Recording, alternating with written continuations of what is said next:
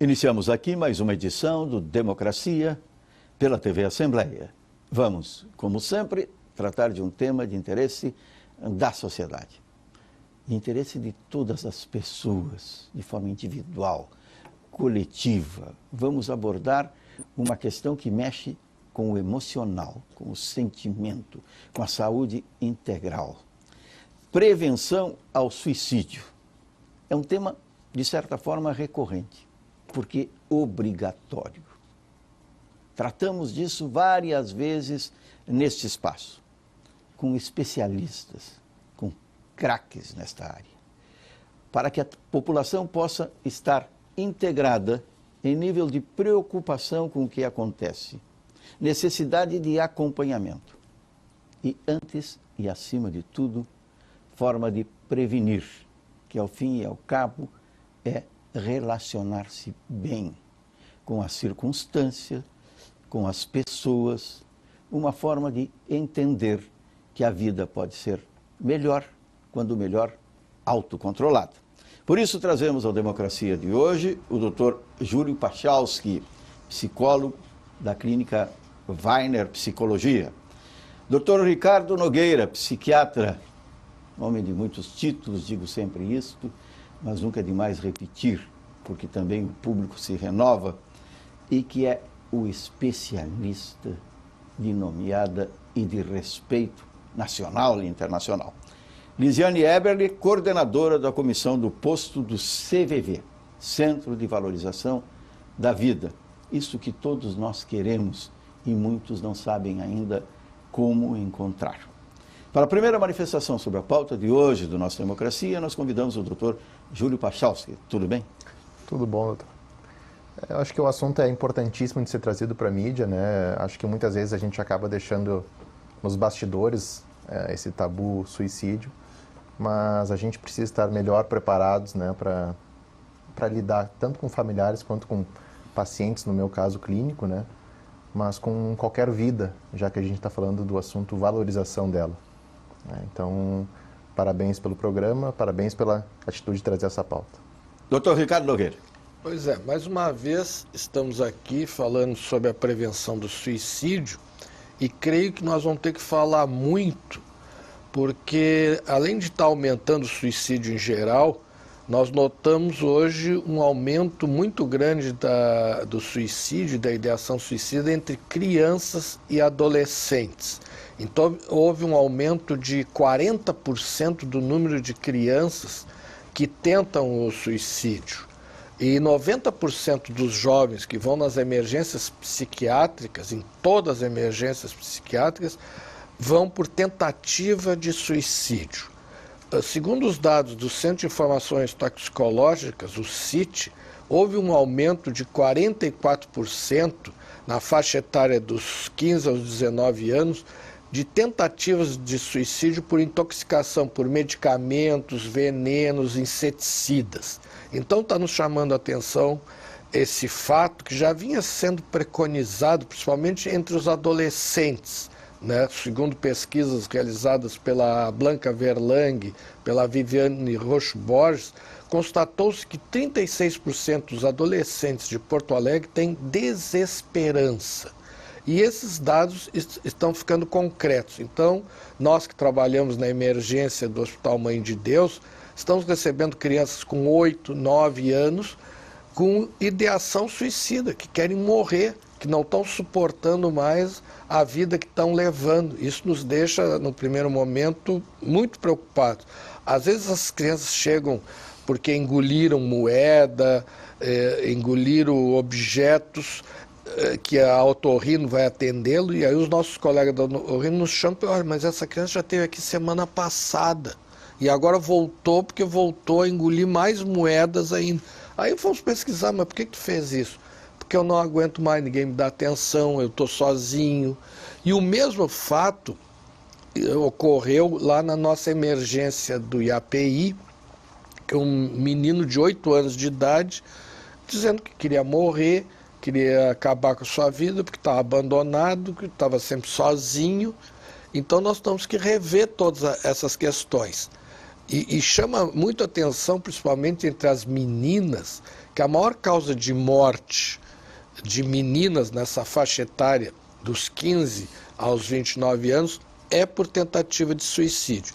E entre os meninos é a terceira maior causa de morte. Então nós temos que nos preocupar cada vez mais e termos políticas de prevenção ao suicídio concretas e consistentes para rebater essa situação vigente. Lisiane Eberle, tudo bem? Tudo bem. O CVV, ele presta apoio emocional para as pessoas que nos procuram. E como disse o Dr. Nogueira, as pessoas estão precisando conversar, elas estão precisando ser ouvidas, estão precisando de atenção, estão querendo chamar a atenção. E o CVV presta esse trabalho através do nosso número 188, que é um número gratuito, que foi fornecido pelo Ministério da Saúde, numa parceria inédita, para que a gente possa, ao atender essas pessoas, ouvi-las, acolher, compreender e respeitar, que a gente possa atuar na prevenção do suicídio. Esse fato que o Dr. Nogueira nos disse agora, que aumentou o número de suicidas entre crianças e adolescentes, nós estamos vendo agora com esse número 188, que todo o Rio Grande do Sul, sem exceção, consegue ligar para o 188. Que antes, quando era 141, era um número local, era mais pessoas da capital e de grandes cidades que ligavam. Agora não, todo o Rio Grande do Sul liga para o 188 e é atendido por outras partes do Brasil também. E aumentaram as ligações de crianças, né? No primeiro momento, essas crianças ligavam só para brincar e não sabiam direito o que dizer. E isso gerou um novo estudo de atendimento para o CVV. Porque antes nós lidávamos com o público adulto, com todas as dores, mazelas do público adulto, que a gente já tinha um certo conhecimento. E agora, e essas crianças, né? O que elas querem? Fizemos um trabalho interno, como vamos atendê-las, e descobrimos isso, que muitas se sentem sozinhas, estão abandonadas, passam o dia inteiro ou então à noite sozinha. Os pais estão em casa até, uns. Mas elas estão lá no quarto com o celular, não tem com quem conversar, não tem para quem falar isso. E aos poucos a gente entende a solidão, né? E eu acho que os adultos precisamos rever toda uma história nossa, né? Para poder acolher melhor essas crianças. Quando a gente Ideação suicida, foi dito pelo Dr. Ricardo Nogueira. Várias são as causas. Mas prevenção não seria a forma de impedir, inicialmente, que a desesperança viesse acompanhada do desconsolo? É que antigamente nós vivíamos em famílias epileptoides, famílias que viviam grudadas e coladas, né? Então morava todo mundo junto, no mesmo pátio, na mesma casa, o pai, a mãe, o avô, o tio, os primos, né? O que acontece hoje? Hoje nós vivemos uma sociedade de famílias esquizoides, que são exatamente ao contrário. Todo mundo se isola, vive sozinho, cada um tem a sua vida, o seu trabalho, e essas crianças que nós falamos, elas são vítimas do isolamento, do esquecimento. Elas estão abandonadas, elas não têm com quem compartilhar junto à sua casa. Então elas vão compartilhar onde? Na internet. E infelizmente, na internet, o que nós vimos é que existe hoje 3 sites de prevenção ao suicídio. O do Centro de Promoção à Vida e Prevenção ao Suicídio do Hospital Mãe de Deus e da Residência Médica e Psiquiatria do Hospital Mãe de Deus, o SOS Jovem, lá de São Paulo, e o CVV, né? O CVV tem um site também. São 3. No entanto, por outro lado, é um número absurdo. Se você for pesquisar, são milhões. Milhões. Não é 1 milhão, é quase 2 milhões. 1.200.000, se tu botar em português e em inglês. Né? Então, o que nós temos que fazer? Tem uma parceria que o Facebook do Brasil, copiando o Facebook da Inglaterra, a partir de agora, se alguém falar no Facebook em suicídio ou ideia de se matar, logo o Facebook encaminha para o CVV. Isso foi uma coisa muito boa. Outro fato positivo é o 188 que o Ministério da Saúde colocou à disposição do CVV. Então, o que nós temos que fazer? É divulgar isso e ter uma política mais ousada e mais agressiva nessa questão. O que sempre chama atenção para nós são os fatores de risco. Então, o nosso foco hoje é o suicídio na infância e adolescência. Quais são esses fatores de risco? Como nós já tínhamos falado, desesperança em primeiro lugar, a impulsividade, o aumento da impulsividade que está associada também ao uso e abuso de álcool e drogas, a violência física e sexual. Nós temos dados que aqui no Rio Grande do Sul, os nossos adolescentes, mais de 10% dos adolescentes de todo o Rio Grande do Sul são vítimas de abuso sexual. Isto também graças à chamada família mosaico, não é? Várias origens, não é mais a família convencional, né, de outros tempos. A nossa rede de apoio está mais pobre, né? Eu acho que isso que o doutor está falando é justamente isso. A gente tem menos a quem recorrer na hora da desesperança, na hora da falta de uma visão de... O que eu digo desconsolo é a desatenção, né? Alguém que possa ouvir, aconselhar, ou no mínimo ouvir. Não, o que é pior, as vítimas de violência sexual e violência física são vítimas de pessoas da própria família, de familiares. Família mosaico, né? O padrasto. O padrasto. Esse padrasto, 90% das vítimas de abuso sexual são vitimadas por padrasto, principalmente, e pessoas da própria família. Às vezes até o próprio pai, o próprio irmão, o próprio tio, o próprio primo. Raramente, no máximo 10% das pessoas, não chega nem a isso, que são vítimas de abuso sexual, elas são vítimas na rua ou fora de casa. É sempre dentro da própria casa. Quer dizer, então a criança, ela não está protegida dentro da sua própria casa.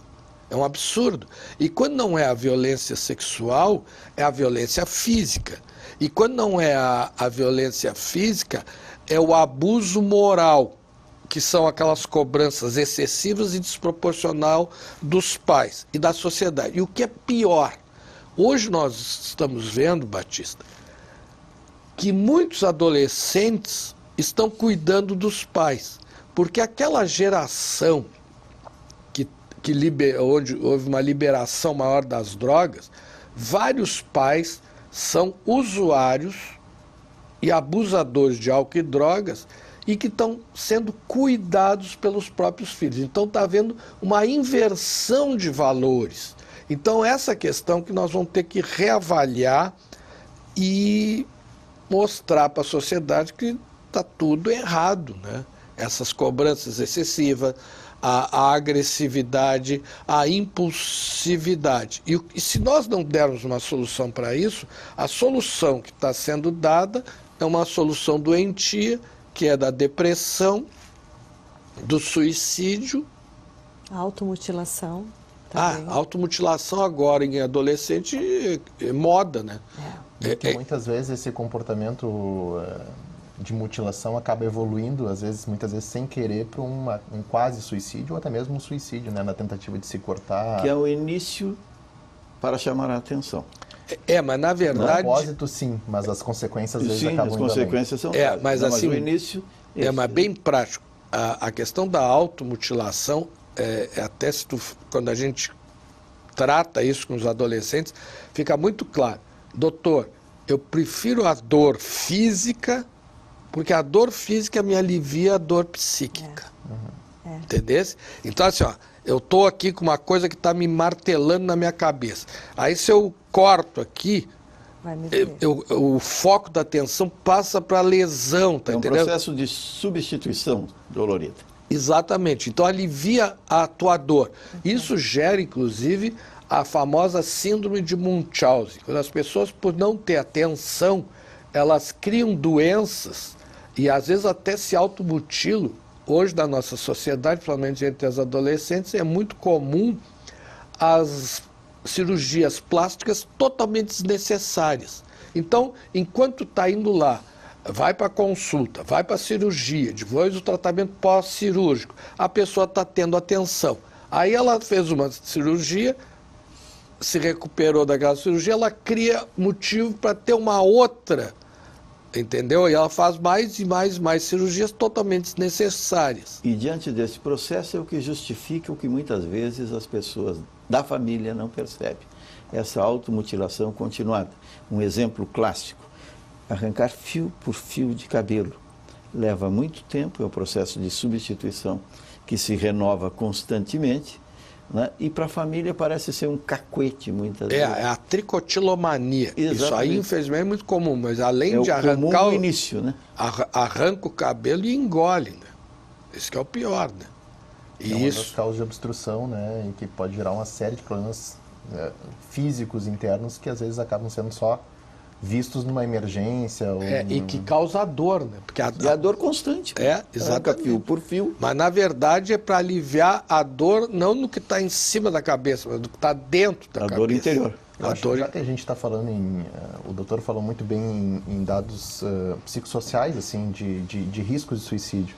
É interessante, já que a minha experiência é a experiência clínica, né, onde eu encontro pacientes por diversos diagnósticos com algum risco de suicídio, falar também da depressão como um grave risco de suicídio, como talvez o principal, mas abuso de substâncias, dependência de substâncias químicas, transtornos de personalidade, como a gente estava falando, que envolve essa automutilação muitas vezes, mas também a questão da esquizofrenia e a fuga dessa realidade, às vezes como um componente perigoso demais para esse risco. Né? Mas Puchalski, aí uma coisa que a gente tem que ter bem claro que são os números, né? Por exemplo, a esquizofrenia atinge hoje 1% da população. Desse 1%, 10% se suicida. São aqueles suicídios bizarros, né? Se atirar do andar altíssimo, cair em cima de coisas mutilantes, destrutivas, se atirar na roda do pneu do ônibus, né? Principalmente por precipitação, se atirar de prédio, aqueles que moram na rua, que é 4% dos suicidas. A esquizofrenia atinge 1% da população. A depressão hoje está em 33%. E o uso e abuso de álcool e drogas está em 38%. Mas aí o que ocorre, Batista? Há um cruzamento, porque a pessoa não é só deprimida, ela é deprimida e usuária de álcool e drogas. Então, como deprimida, ela tem ideação suicida, mas não tem coragem de planejar. E nem forças. Né? Isso aqui é outro dado importante que a Lisiane está levantando. Que o grande perigo da depressão não é quando a pessoa está deprimida, porque quando ela está deprimida, ela não faz nada. Ela está em inanição, inércia, né? Está em inércia. Mas quando ela começa a melhorar, é o perigo da alta. Aí quando então a pessoa tenta o suicídio hoje e volta a tentar, primeiramente, daqui a 30 dias. Aí depois, na terceira tentativa, em 180 dias, isso em média. Porque raramente alguém se mata na primeira tentativa. Em média, na quinta tentativa. Então, o que acontece? Há uma associação dessas patologias. Além desses dados que o Puchalski levantou, né, teríamos que acrescentar a ansiedade. Então, se tu botar a ansiedade, aí o percentual chega hoje, eu acho que é quase 90% da sociedade. Né? E os transtornos de personalidade, que seria a personalidade borderline, personalidade narcisista, né, que na psiquiatria é uma classificação chamada eixo 2. Aí que pode parecer uma contradição. Como a personalidade narcisista pode decidir pelo suicídio? Né? Parece contraditório. É que o problema do narcisista é que ele tem gente descobre que não é o que é. Não, mas sabe qual é o problema do narcisista? Que o narcisista é tão narcisista que ele precisa de alguém para carregar o espelho para ele se auto-olhar. E o que acontece? Chega uma hora que as pessoas cansam. Aí ele não tem mais para quem recorrer. Para quem recorrer, né? Então aquelas tentativas de suicídio, assim, tenta se dá para chamar atenção.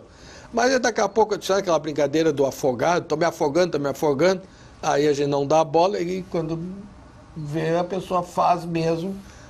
Toda a base do narcisista é muito frágil também, né? Aquela capa pomposa que a gente enxerga é a pontinha do iceberg. Por baixo tem muita coisa frágil. É também uma espécie de autodefesa, né? Com certeza. Mas a questão em debate que a gente estava levantando antes aqui, as associações dos diagnósticos, enfim, do risco de suicídio. Estatisticamente, a gente trabalha muito com os dados de suicídio prático, o que aconteceu, as tentativas de fato. Mas no dia a dia clínico desses diagnósticos, a gente trabalha com o risco de, ou com a ideação. E isso, eu nunca perdi um paciente, mas eu já trabalhei diversas vezes com o risco, né? Então, assim, isso já é muito preocupante tanto para o profissional, quanto para o paciente, quanto para a família que envolve, né? Porque a gente sabe que em média, tem alguns estudos que mostram que cada pessoa suicida afeta, em média, 6 familiares em extremo dano psicológico, né? Então, o dia a dia esse de lidar com o risco, eles nos trazem um número ainda maior do que os fatos em si, né? As concretizações desses atos. São as repercussões, né? É bem isso que o Puchalski fala. Esses aqui são os sobreviventes. Então, por isso que é muito importante a gente estimular a criação dos grupos sobreviventes. Então, aqui o CVV, aqui da José de Alencar, aqui em Porto Alegre, já está criando um grupo de sobreviventes. O CVV de Novo Hamburgo tem 2 grupos de sobreviventes. Nós, nas nossas unidades, onde nós trabalhamos, existe grupo de sobreviventes dentro das unidades. Diga-se de passagem que grande parte dos pacientes são pacientes que já tentaram suicídio, que têm ideação suicida. Então, o que se trata nesse grupo de sobreviventes? Inicialmente, a gente faz a prevenção. E no grupo de sobreviventes, a gente faz a pós-venção. Pós-venção é a pessoa que já tentou o suicídio. E o grupo de sobreviventes, ele não atua e trabalha só com os pacientes que tentaram o suicídio. Trabalha também com os familiares, com os colegas de trabalho, com os colegas de aula. Porque o que ocorre? O suicídio não é uma coisa isolada. Não existe um paciente suicida, existe uma família suicida. Então, quando uma pessoa de uma família se suicida, ocorre que outros familiares da mesma família também vão tentar o suicídio. Então, na nossa pesquisa da dissertação de mestrado, nós constatamos, estudamos 180 suicidas. Aí a gente notou, por exemplo, que em cada cidade que tinha maior incidência de suicídio, predominavam algumas famílias. Eu vou te dar um exemplo lá de Canguçu, no sul do estado. Tem 2 famílias que moram numa localidade, que é Rincão dos Rolim. No interior de Canguçu. Hã? No interior de Canguçu. No interior de Canguçu. E essas 2 famílias, eles casam entre si. E o que ocorre? O grande número desses pacientes com doenças psiquiátricas. E aí a alta incidência de suicídio. Então, a partir daí, nós fizemos esse estudo em outras cidades. Então, a gente vê o seguinte, quando tu chega na cidade, é muito fácil pesquisar suicídio. Tu vai no cartório de óbitos, pede a listagem dos óbitos e a causa. E aí tu faz uma série histórica de 10 anos ou de 5 anos e tu vai ver quais as famílias, tem nomes de famílias que predominam. Então aí tu detecta aonde que essas pessoas moram. Então eu dei o exemplo lá de Canguçu. O mesmo nós fizemos em Lajeado. Em Lajeado houve um boom econômico, né? Lajeado cresceu uma barbaridade. Então muita gente foi trabalhar na construção civil de Lajeado. Entrou a crise, parou a construção civil. Aí aquele pessoal que veio de fora e que moravam todos num único bairro da cidade, entraram em desespero por causa do desemprego e da situação econômica, que influi muito, e eles começaram a tentar o suicídio. Aí o segmento do exemplo. Não. Sim. Perguntaram para mim O vizinho encontrou a solução para ele, Exato. não para a família, que ficou muito pior, né? Na última Um palestra suicídio. que a gente ministrou, uma pessoa perguntou: o suicídio é hereditário? Porque o meu sogro se matou, o avô do meu sogro se matou, o meu filho andou falando nisso. Aí eu falei assim, não é que seja hereditário, mas ele imita o que ele viu. Se o meu pai enfrentou um problema familiar e se matou, então é isso que eu tenho que fazer. Eu não preciso lutar, né? Eu vou e me mato também. É isso que meu pai fez, deve ser o certo. Para que ser forte, né, se o meu pai não foi? Exatamente. Esse é o modelo, isso, né? Então, o seguinte, na verdade, o suicídio é uma coisa genética, assim como é a depressão. A depressão é uma doença genética. Então, na classificação de risco de suicídio, tu sempre pergunta, tem algum familiar teu que se matou? Pai, mãe, avô, tio, irmão, primo, alguém direto. Se a pessoa tem algum familiar, o risco de suicídio dela é muito alto. E esse exemplo, Batista, que tu falou da imitação, ele ocorre não só a nível da família, mas principalmente entre os vizinhos e os lindeiros. E aqui eu vou te dar 2 exemplos. Um é na Austrália. A Austrália passou uma seca na Austrália, mas uma seca de anos. O que aconteceu? Os jovens australianos foram todos para o litoral. E quem ficou no campo? Os velhos. Aí aqueles velhos, um do lado aqui, um lindeiro, se matava, aí o outro também se matava. E isso também ocorre aqui na América do Sul. Quais são os 2 estados brasileiros com a maior incidência de suicídio? Rio Grande do Sul, que é lindeiro do Uruguai. O Uruguai, a incidência de suicídio é a mais alta da América. E do lado, Argentina e Chile. E lá no norte, Roraima, fica a lindeira da Guiana, que tem uma incidência de suicídio também muito alta. Estamos chegando ao final do primeiro bloco do Democracia, aqui pela TV Assembleia, falando sobre prevenção ao suicídio, que está aí, com o tratamento das pessoas, com o acolhimento emocional que faz o CVV, mas, antes de tudo, com a obrigação de entender e participar.